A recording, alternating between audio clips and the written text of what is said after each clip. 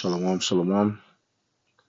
First off, I want to start by giving all the glory, infinite praise, and honor unto Yahweh, Bahashem, Yahweh Shai, Bahashem, Rahakwadash. Double honors to the apostles and the elders, great millstone, and peace, love, and salutation to the hopeful elect that is out there pushing this truth in all sincerity throughout the four corners of the earth, giving diligence to make your calling and election sure. Shalom. All right, this is your brother Hashar from the Great Millstone Savannah Camp, coming back in the spirit with another lesson. Lord willing, I pray and hope that it's edifying and exhorting. And call Allah Yahweh Hashem Shai 144. Um, but as you can see, this article it says, will there be peace and safety or sudden destruction?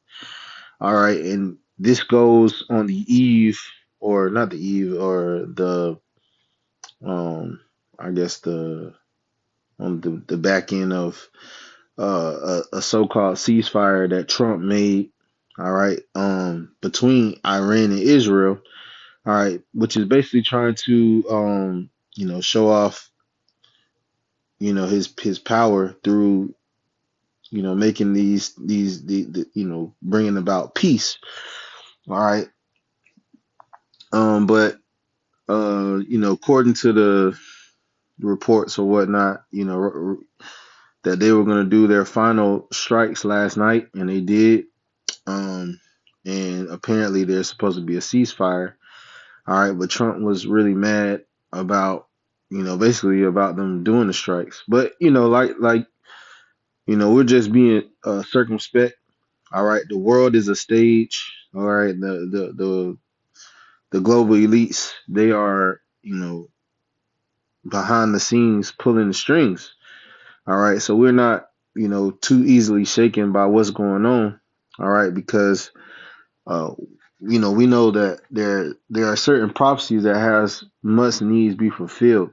Okay, but all these things, they may be the beginning of sorrows. All right, and it may be that the sudden destruction comes upon America by way of this peace.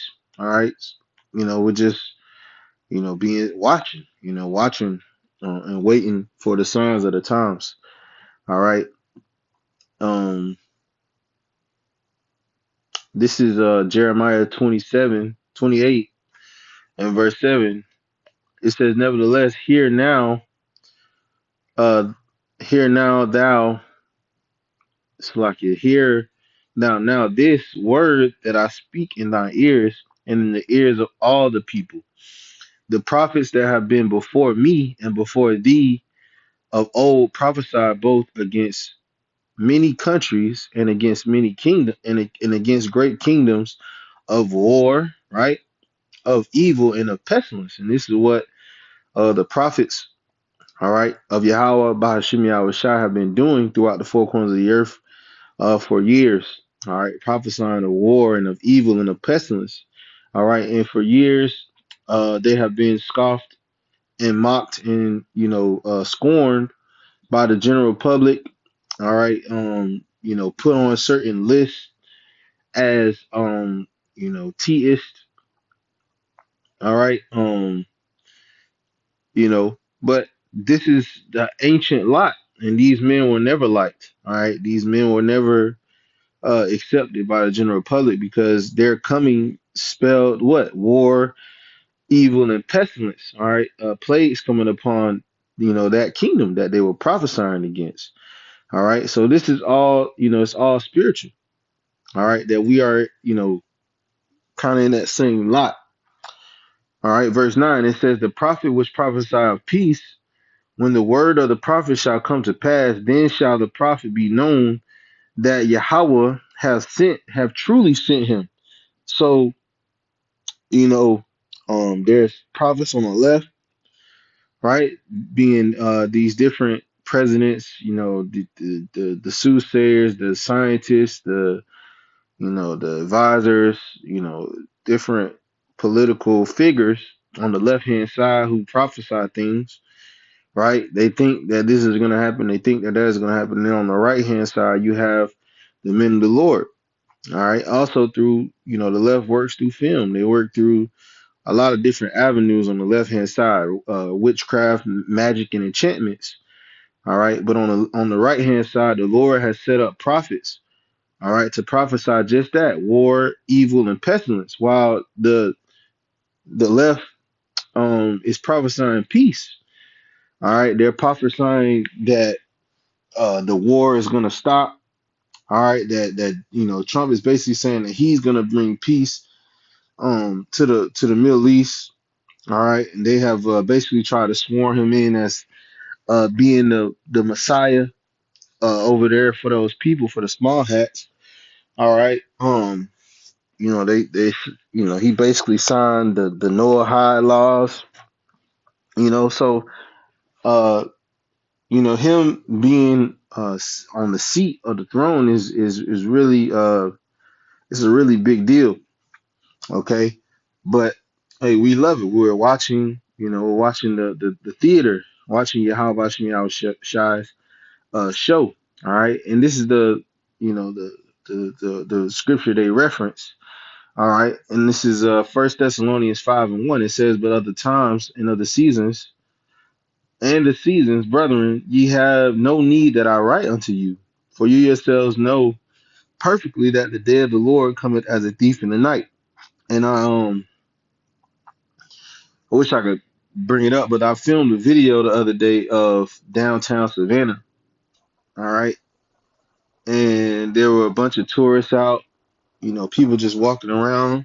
All right, and at the same time, just a couple of clicks off, just a couple of clicks across the ocean, there's war going on. There's missiles flying, people dying, getting hit, buildings being destroyed.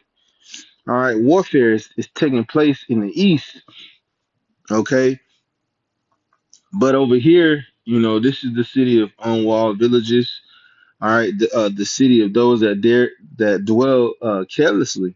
All right, so the people don't consider, and that's why the time that is coming upon the earth is going to overtake them as a thief. All right, and they're not going to know from whence it came, right? Because they have been so immersed in the things of this life. Verse 3, it says, "For when they shall say peace and safety, then sudden destruction come upon them, as travail upon a woman with child, and they shall not escape." So, when they shall say peace and safety, right? And that's what Donald Trump is saying. He ushered in the so-called, you know, uh, ceasefire. All right, but we're watching, man. We're watching to see, what will happen, what will take place. We know that the Lord didn't come to send peace on the earth. All right, so ultimately it's BS, right? Um, let's get that.